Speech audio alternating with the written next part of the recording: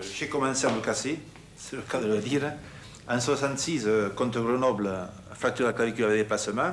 Heureusement qu'il y avait mon nez, sinon je l'aurais pris dans la gueule. Walter Spanghero. Surnommé Iron Man par les Sud-Africains, Walter Spanghero est une légende du rugby français. L'homme aux multiples fractures est sûrement le poète le plus cabossé de France. Habitué à jouer dur, malgré quelques bonnes bagarres générales, il est connu pour ne pas rendre les coups qu'il prend. Sa phrase la plus célèbre est devenue une vérité du rugby. On prend goût aux douleurs que le rugby provoque. Un match qui ne fait pas mal est un match raté. Le 20 janvier 1965, il n'a que 20 ans lors de sa première cape face aux Springboks. Aligné en seconde ligne, il ne fait aucun complexe de sa jeunesse et sort une prestation magistrale. La France s'impose 8-6 et il ne le sait pas encore, mais sa vie bascule. Le jeune pack tricolore châtie les Sud-Africains. Les avants français hériteront du nom suivant, le pack des bestiaux. Rost, Herrero, Lira, Doga, Ruarins, Spanghero, Perejnoï, Mantillet. Walter Spanghero et ses frères sont le symbole du rugby d'antan, vaillants sur le terrain et en dehors, et une réussite professionnelle. De fils d'immigrés italiens à capitaine de l'équipe de France et businessman, Walter Spanghero a une vie bien remplie dans laquelle il s'est beaucoup amusé. Mais avant, je me demande, est-ce que tu connais Ovalie? Déjà, qu'est-ce que c'est Ovalie? Ovalie, c'est bien plus qu'un simple jeu de rugby fantastique. C'est une nouvelle manière d'apprécier le sport. C'est une plateforme immersive où vous allez pouvoir collectionner des cartes numériques de vos joueurs préférés, construire votre propre team de 5 joueurs pour les différents tournois et affronter d'autres passionnés dans des compétitions en ligne. Le principe est simple. Avant chaque journée, tu choisis un première ligne, un seconde ou troisième ligne, un demi et un arrière avec un joueur joker. En fonction de leur stats dans leur vraie vie et de leur performance du week-end, ils marquent des points. Pourquoi est-ce que j'aime Ovalie? Ovalie, c'est un jeu authentique dans lequel tu as accès aux joueurs de Top 14 et de Pro D2. Ils vont acquérir les licences de la Champions Cup, du Challenge européen et du tournoi Destination avec le Super Rugby, et donc tu vas pouvoir aussi suivre l'équipe de France. Les récompenses sont juste incroyables. On peut avoir des maillots, casquettes, t-shirts et billets pour les matchs. Tu peux jouer en Top 14 MLR, première chip, ce qui est cool parce que c'est des ligues qui sont pas forcément encore très connues en France. Comment rejoindre Ovalie? C'est super simple et rapide. Il te suffit simplement de te rendre sur le site Ovalie, tu cliques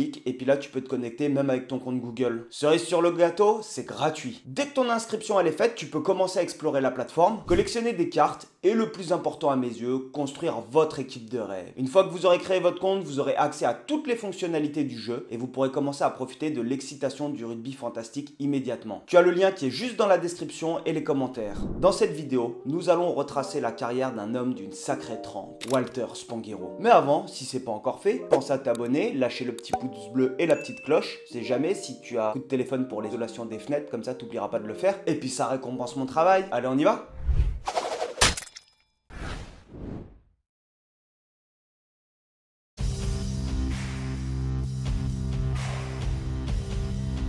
Walter Spanghero est né le 21 décembre 1943 à Perras-sur-Lers dans l'Aude. Le prénom Walter est peu commun en France. C'est un prénom anglais ou allemand d'origine germanique. Pourtant, il n'a rien à voir avec ça. Son père, Dante Ferrucci, est un immigré du Frioul, une région italienne dans les années 30. Il débarque en France comme maçon. Il vadrouille ensuite un petit peu dans le monde avant de s'installer à Bram et d'épouser Romea, une immigrée italienne aussi, en 1938. Il va donner naissance à une grande famille avec 6 garçons et 2 filles. Walter le troisième de la lignée. Monsieur Spanghero, vous avez 6 fils. D'après vous, quel est le meilleur en rugby? Eh bien, le meilleur, sur quel point de vue rugby? Oui. Eh bien, en principe, c'est Walter. Pour les sacs. Il travaille à la ferme. À 12 ou 13 ans, il se lève à 5 h du matin pour aller traire les vaches avant de partir pour l'école et fait de même le soir. Mais l'école va s'arrêter pour lui. Alors qu'il a 13 ans, un professeur tente de lui donner un coup de pied. Walter l'esquive habilement et l'enseignant se fracasse la cheville contre un banc. Son père est convoqué, il est mort de honte. Il dit à Walter, si les études ne te vont pas, tu vas venir avec moi au champ. Et il devient garçon de ferme.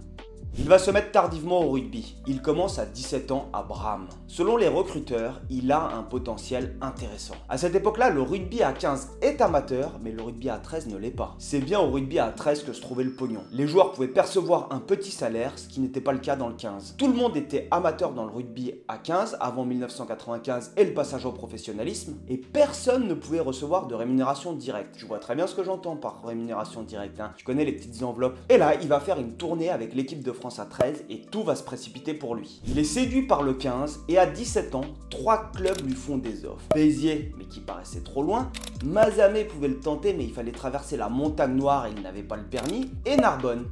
Facile d'y aller en train, en plus c'est son département. Il va donc signer à Narbonne. Et chose assez singulière, les 6 garçons vont se mettre à jouer au rugby et ils sont tous à haut niveau. Alors attention, le rugby à haut niveau ce n'est pas le rugby professionnel de maintenant, mais les garçons font quand même tous 1m90 et plus de 100 kg, alors ça aide évidemment.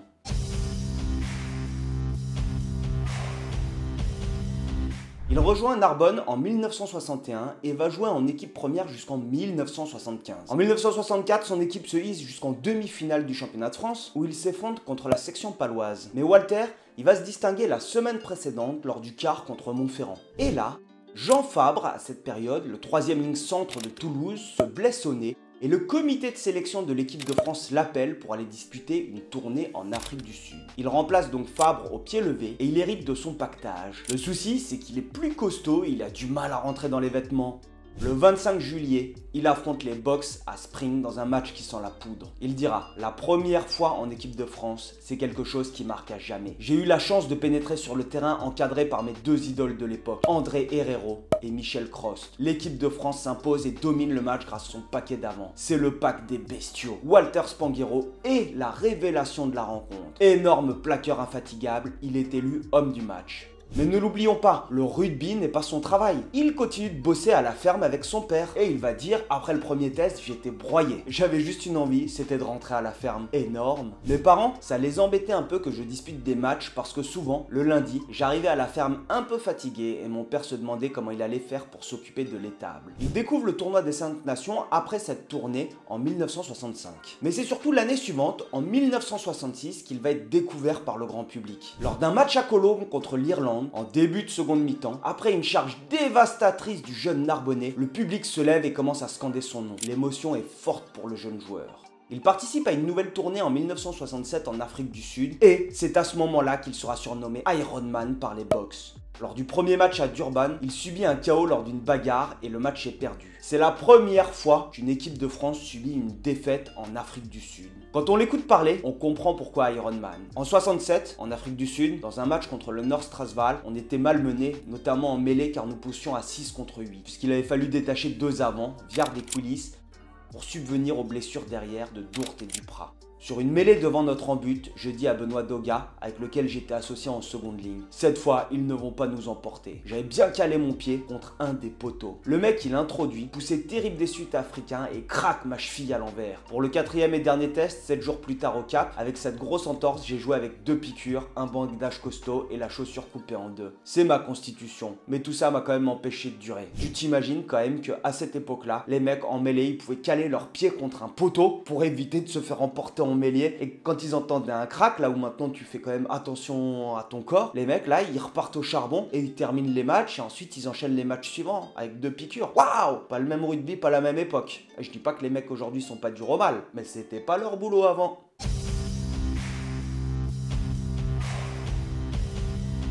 La France, à l'époque, n'est pas une grande nation rugbystique. On joue au rugby, d'ailleurs on a été accepté dans le tournoi des 5 nations, mais on n'a jamais gagné le Grand Chelem. Et le premier Grand Chelem sera remporté sans entraîneur. À cette époque, en réalité, il y a un comité de sélection qui décide si oui ou non tu vas être sélectionné pour l'équipe de France. Autant te dire que c'est Magouille et compagnie. Et là, c'était le capitaine qui mettait les entraînements en place. Le comité de sélection va changer systématiquement l'équipe qui gagnera cette année-là, sauf 4 joueurs, dont Walter Spanghero. Donc le premier Grand Chelem intervient en 1968 avec Walter. Une année où tout réussira à l'équipe de France. Les contres favorables, l'effet de jeu, comme quand le buteur écossais Wilson se prend une cravate et va manquer une pénalité immanquable. Qui étaient dans le stade sont arrivés sur le terrain pour faire la fête avec nous, quoi. Alors à l'heure actuelle, c'est plus possible, ça.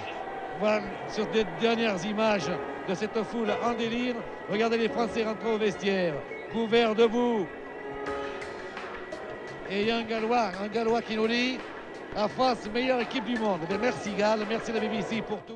Avec une victoire en Écosse, le 15 de France est lancé. Le dernier match se jouera au Pays de Galles dans ce qu'on appellera la cour de ferme de Cardiff. Des conditions horribles qui aujourd'hui obligeraient à reporter le match. Un petit peu comme en 95 contre l'Afrique du Sud.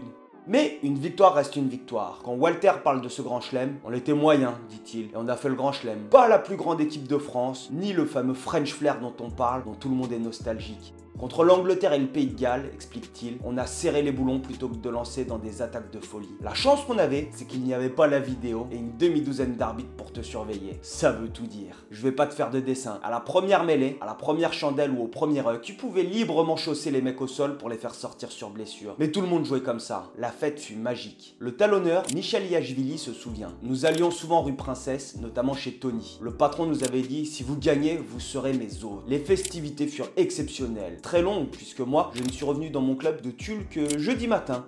Dans les différents établissements du quartier, chez Castel par exemple, les joueurs croisèrent d'autres célébrités venues les féliciter, comme la regrettable et bien nommée France Gall. Une photo est sortie où elle est avec Walter Spanghero et moi. En club, à Narbonne, tout se passe bien pour lui et il joue avec ses 4 frères et il parvient à gagner la finale du challenge Yves du Manoir qui est disparu en 1968. Et on a un journaliste qui en 68 lui pose la question, ça vous fait quoi de jouer à 4 frères dans la même équipe et surtout dans le même pack? Et là, c'est son frère Claude Spanghero qui avait répondu, rien. Ah si, c'est avantageux, on ne prend qu'une seule voiture pour aller au match. Aujourd'hui, il blague, on avait inventé le covoiturage. Tu t'imagines quand même avoir 4 frères qui sont dans le même pack?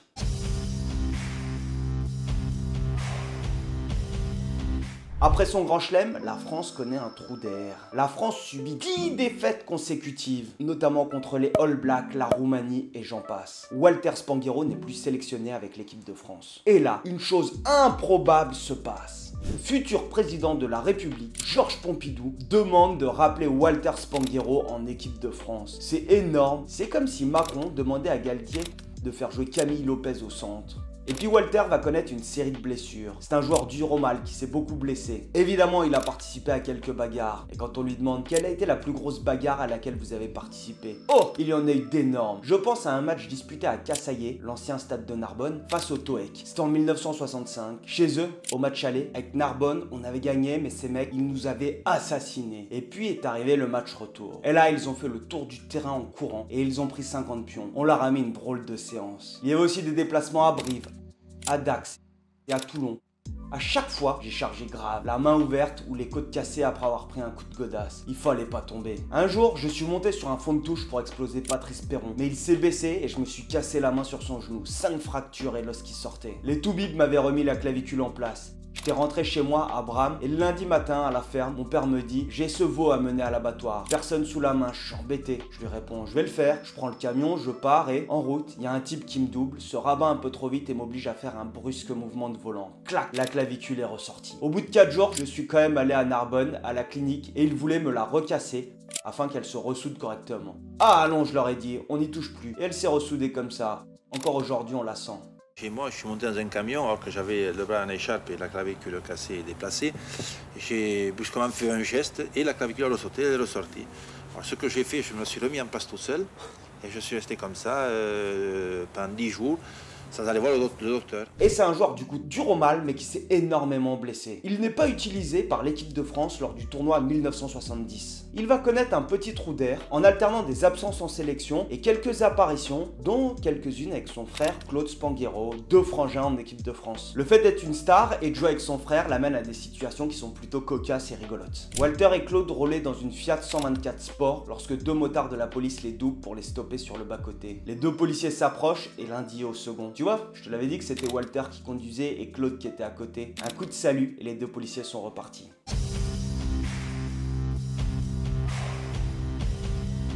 Il va être appelé en équipe de France le 26 février 1972 et il sera bombardé capitaine, juste avant un crunch contre l'Angleterre. Je suis très heureux de revenir en équipe de France et d'en être le capitaine. Je tâcherai d'être digne de la confiance des sélectionneurs. La France, où Claude Spanghero évolue en 2e ligne, s'impose largement sur le score de 37 à 12. Walter Spanghero marque le 5e des 6 essais tricolores sur une charge après avoir pris le ballon en fond de touche. C'est la plus lourde défaite de l'Angleterre en France. Les journalistes ne tarissent pas d'éloges sur lui. C'est le jeu jubilant et juteux qui a fait jaillir 2 coups de gueule en coups de rein ce centurion prodigue qui est Walter Spanghero. On l'a vu mauvais, le grand Walter, on l'a cru fini, mais ce samedi, il a entraîné ses camarades avec une sorte de frénésie, jouant de 3 armes qu'il n'avait jamais réunies de la sorte en faisceau. Entrain communicatif, souci d'être le premier dans tous les chocs, habileté en main invraisemblable chez un tel colosse. Tout va bien pour lui à ce moment-là. En club avec Narbonne, il va remporter le challenge Yves du Manoir à 3 reprises, mais jamais le championnat de France. Et surtout, il gagne 3 tournois des 5 nations. Il va quitter son club pour aller terminer sa carrière à Toulouse de 1975 à 1977.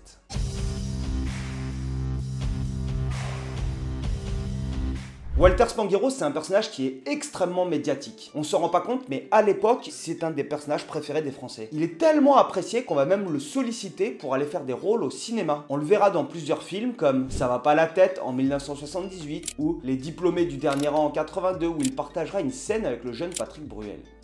Il profite de sa notoriété pour travailler en banque et là, tout le monde voulait emprunter évidemment. Il se dit que ça fait trop et monte une société de location de voitures. Il crée l'une des sociétés indépendantes de location la plus importante avec 800 véhicules et 40 employés. En 1995, il est chargé par la Fédération française de rugby de travailler sur le statut de professionnel des joueurs de rugby. Il insiste auprès du président Bernard Lapassé pour que les financements soient répartis en 3 tiers. L'un pour les joueurs, le second pour les clubs et le troisième pour les clubs formateurs. Une modification du projet est faite en son absence. J'ai dit au président de la fédération, vous m'avez assez vu, terminé. Puis je me suis retiré. Membre du comité directeur de la fédération, il ne se représente pas en avril 95.